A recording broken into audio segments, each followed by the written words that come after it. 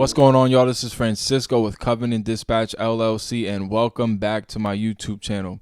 So guys, first of all, if this is your first time visiting this channel, do me a favor, right under this video, hit that subscribe button. Right next to that subscribe button, go ahead and hit that like button so that this video can reach a more broader audience and help those looking for this kind of information. And lastly, hit that notification bell so that you can be alerted through email whenever we post videos in the future. So really quick, I'm just making this intro video because really I want to share my screen with you guys on my laptop to show you something.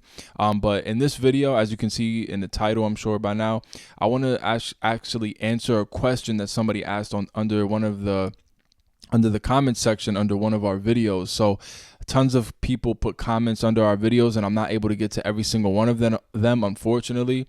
But if it's a good question, usually it'll highlight and boost it up towards the top, and it'll show me. So I did see a question that I feel like I made a video on this before, or maybe not dedicated to this particular question, but I feel like I answered this question before. But whether I did or I didn't, I'm going to dedicate this particular video to answer this question. Now, when I share my screen, you're going to be able to see it. Right now, you can't see it, but the question is, who pays the dispatcher, the independent freight dispatcher? How do they get paid? What process should they take? Those sorts of things. So I'm going to dive into that really quick after I share my screen. Before I do that, like I always say, guys, I pitch this out there so you guys are updated with what we're doing. There's two things I want to share. Number one, we have an ongoing sale on our Freight Dispatch Blueprint package, which is our online course showing you how to start your own freight dispatch company from home. And then it's just jam-packed with information. We got module videos on there showing you how to get the fundamentals on how to start from home, what equipment to get.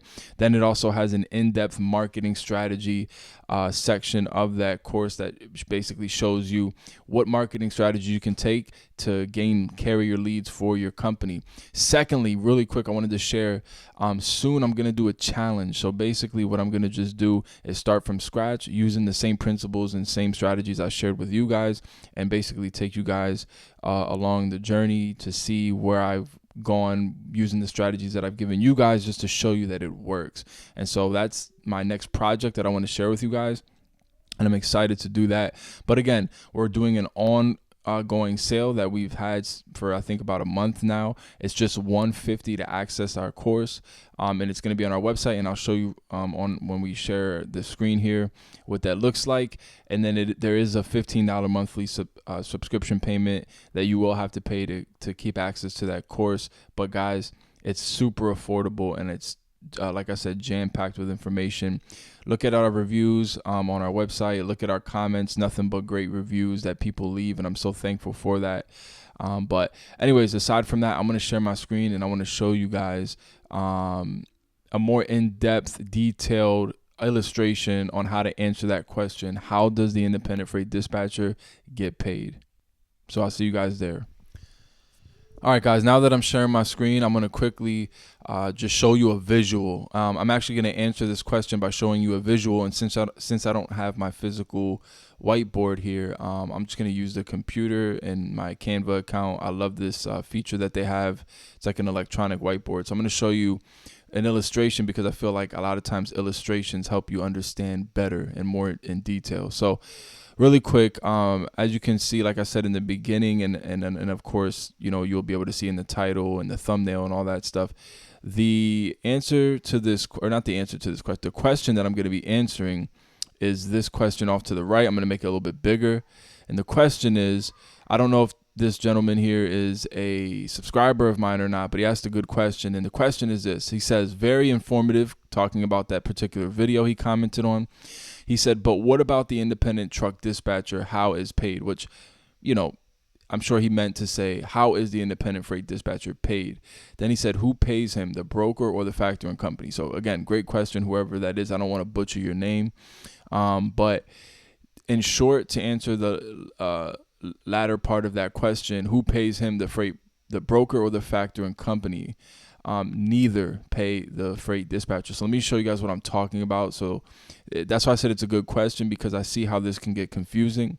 And so I'm going to show you an illustration. So when it comes to the flow, when it comes to the money transfer, when it comes to the load transfer, what that looks like, you have to know how the flow goes, or I should say how a load is being dispatched to a carrier, and what that looks like as far as invoicing and those sorts of things, so that way there's no confusion. So again, illustrations usually always make for a good way to explain something. So really quick, let's just say this right here is, oh my gosh, that's a bad stick figure. Let's just say this is you, the freight dispatcher, right? So this is you, hypothetically, you're the freight dispatcher. Now let's say you have a carrier, right? And that carrier is hauling a load for you. How do you guys like my truck here? I know the wheels are a little shot, but you guys get it. So this is the carrier. I'm gonna put CA for carrier. So this is you, the freight dispatcher, and you're dispatching for this carrier, right? So what happens is this: the freight dispatcher is gonna go on the load board.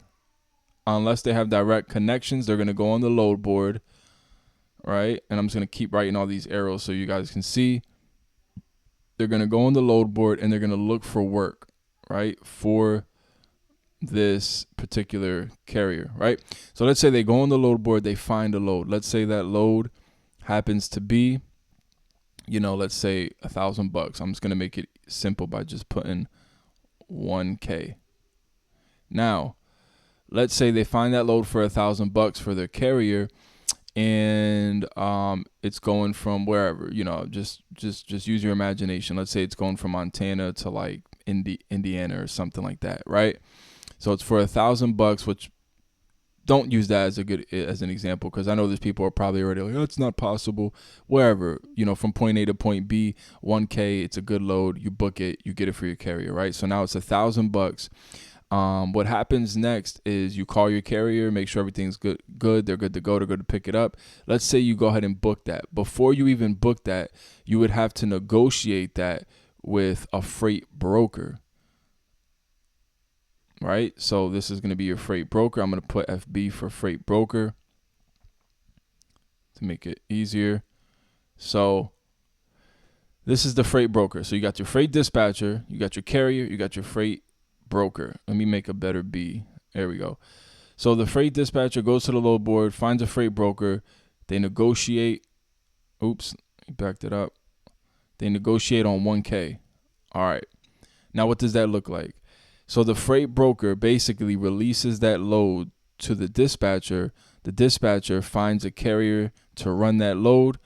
The carrier says, okay, I agree on it. So you guys come into an agreement, you as the dispatcher and the carrier. Now what happens is the carrier is going to go pick that load, and then he's going to go run that. He or she is going to go run that load. Once they have what's called the bill of, it's basically, look at it like this. Once they have the receipt, they take it and they run it to the actual facility.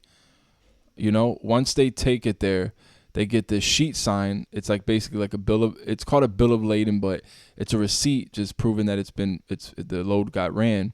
Once that load is ran, then it's fulfilled. That 1K is basically owed to them, right? So who gets that 1K originally, and how does the freight dispatcher get involved in all this? How does all this happen? So now that they ran that load, that 1K doesn't come automatically unless it's a cash on delivery, which usually you'll find that that's not going to be the case. It's not, the shipper's not, the receiver's not going to pay that driver cash on delivery. So let's just not use that as an example.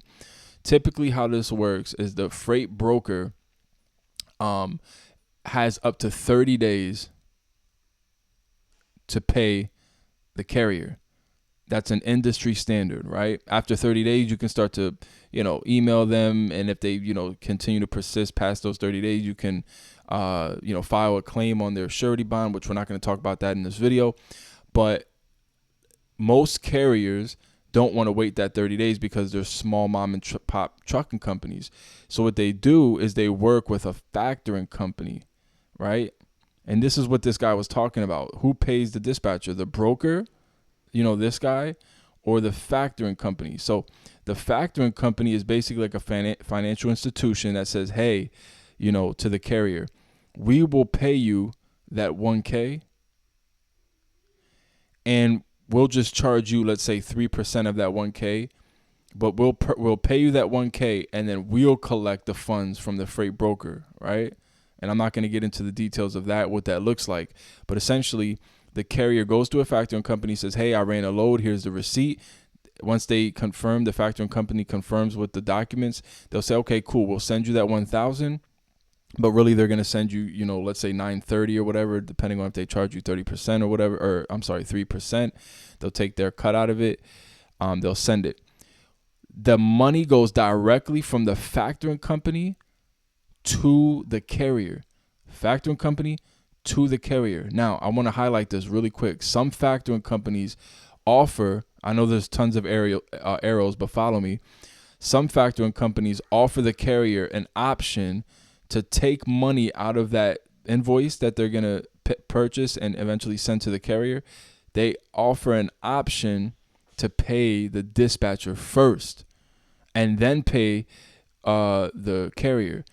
Even though the factoring company offers that feature, guys, I don't recommend it, because technically now you're teeter-tottering into what a freight broker is allowed to do. Because here's the problem. You as the freight dispatcher, you only offer the service of this right here. You find the load, you book the load, and then you invoice the carrier separately. That's it. So the money is all handled the money flow is handled between the freight broker, the carrier, and the factoring company. That's it. That's it. All you have to do as the freight dispatcher is send an invoice directly to your carrier once that load is done. So what does that look like? Let's say the load is $1,000 and you charge 6%.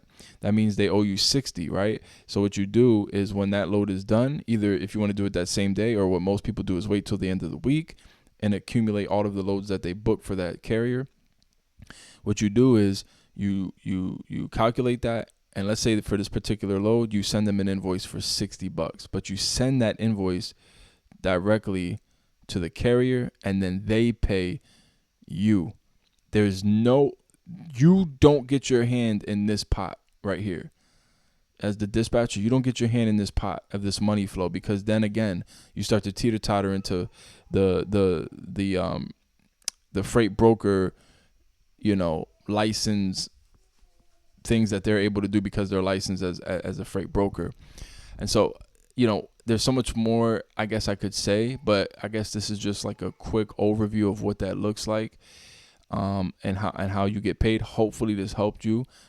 There's tons of like arrows all over the place, but in a nutshell, guys, you don't touch the money. Don't deal with the factoring company or the freight broker. You're not going to ask the freight broker for the money, because the freight broker has 30 days to pay them. And even when they do pay them, they don't pay you, they pay the carrier. You get your money from the carrier. That's it. Let's say the carrier decides, oh, we want to wait the 30 days. That has nothing to do with you. And saying all this is why you need to have a strong agreement form between you and the carrier that outlines all of these things, which, guys, I'm not trying to put this as a pitch, of course, but I am going to share it because we do offer it. We do offer a freight dispatch blueprint package. You can Google us or just go straight to our website, onestoptruckinghub.com. And right now we are currently running a sale on and you can look at some of our testimonies. You can look at some of our video testimonies once you get a chance. We ordinarily charge $235 as the one-time payment, $15 as a monthly subsequent payments to keep access to the course. But right now we're doing it for $135 one-time payment plus the $15. That's only $150, and this is an ongoing sale. Guys, take advantage of this while it's still there. Tons of information, guys. Like I said, I'll let the testimony speak for themselves. Go on our YouTube channel, look at our comments. You'll see tons of people commenting about that. Follow us on Instagram. I'll put the information for that under the description in this video. But again, guys, hopefully this helped you. If there's anything that you feel like I didn't cover or elaborate on, just comment. Maybe I'll be able to help you out there and answer you in the comment section. Other than that, guys, I'll see you in the next video.